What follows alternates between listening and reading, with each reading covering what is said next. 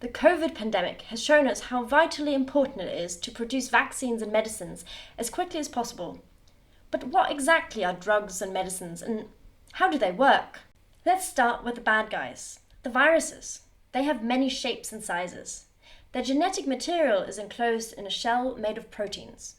Proteins are large molecules that perform a variety of roles in living organisms. Most drugs are small molecules like this one. They will bind to a specific protein on the virus and stop it from working. This is called inhibition. It can take over 10 years for a drug like this to be developed and made available to patients. It involves testing several potential drugs that may or may not work. The total cost can be as high as $1 billion. We can reduce that cost by modeling the potential drugs using computers to see which ones might be most effective. Ligand-based computer-aided drug discovery is the umbrella term of this kind of computational work. A ligand is a different name for a potential new drug molecule. In this case, we want the ligands to inhibit the HIV reverse transcriptase protein. HIV reverse transcriptase causes AIDS by replicating HIV's genetic material. We want to develop a reliable way to predict which ligand out of a group of 22 potential ligands might do the best job of inhibiting HIV reverse transcriptase. To do this, we use a method called molecular dynamics. Here's how it works. Each atom of the molecule is represented as a small ball. By solving Newton's equations of motions, we can simulate the movement of these atoms. But how do we know how they should move? A theory called quantum mechanics tells us exactly how each atom in the molecule should move. But the computational cost is so large that it is not possible to do this for proteins. Instead, we use parameters and functions that are called force fields to approximate the quantum mechanical behavior. This provides information on how the atoms interact. The force field parameters will describe how bonds stretch and how angles bend and rotate. The force field also describes how molecules will interact based on electrostatic attraction and repulsion. To make sure the force field parameters are correct, we test to see if they behave in the same way as experimental data as well as quantum mechanics calculations. The drawback of experiments are potential errors in the measurements, and the quantum mechanical calculations may take a very long time, even on very fast computers. We have developed a new force field called QuBe, which makes it much easier and faster to do these quantum calculations for virtually any molecule. QuBe allows us to automatically generate molecule-specific parameters within seconds. Once we have found parameters with QuBe for our ligands, we can run molecular dynamics-based simulations that will tell us how strongly a ligand will bind to HIV reverse transcriptase. We can compare this with results from other force fields. One such force field is the so-called amber force field.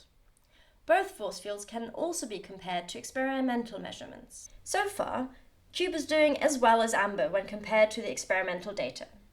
Some of the tested molecules show bad performance, others are much better than the amber force field. The paper by Sofia Bariami tells a story about how to use QuBe in the molecular dynamics software SIRE. The Edinburgh and Newcastle-based teams have made it possible for QuBe to be available to chemists anywhere in the world to use in their computer-aided drug design project. Every scientist is invited to share their results using QuBe, meaning we can hopefully improve it in the future and make it even better. To get started with SIRE and QuBe, check out the tutorials available on siremol.org. So I'm here with Sofia Bariami today, who's the PhD student who did a lot of the work on this project. And I'm going to ask some questions around the project, but also kind of her doing a PhD in general. So what part of doing this project did you enjoy the most? It was the first time that I actually collaborated with a group outside of the University of Edinburgh, and I quite enjoyed it. PhD students from the call group visit us here in Edinburgh. I also went to Newcastle in order to work together. So it was a really nice collaboration. I enjoyed that bit.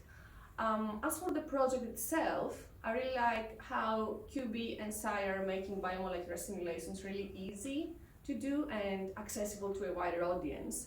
Our protocols are really fast and automated, and anyone can run them who is interested in drug discovery. and I feel that they push research and in general science towards being more inclusive.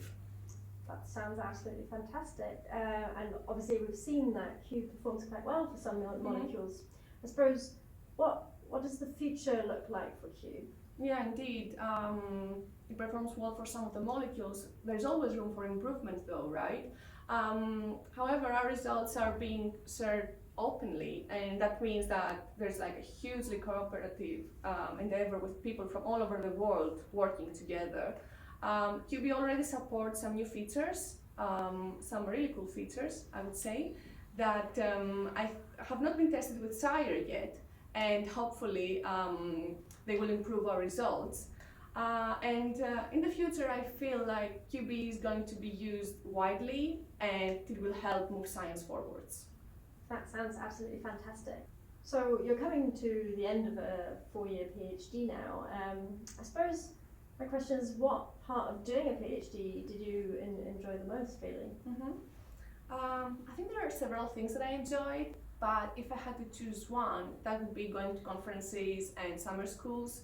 I really like the fact that when you go to a conference, you can stay updated with the latest advances in your research field, but at the same time, you have the opportunity to travel, to meet new people, just expand your network. At the same time, make friends as well. For example, I've kept in touch with people that I've met in conferences years ago, and I think this is great. Another thing that I enjoyed a lot was being part of outreach teams like Scientists Next Door. So I'm part of this group that we're organizing science experiments for children through video calls. And it's really nice and fulfilling seeing their enthusiasm and their appetite for learning how nature and how the world works.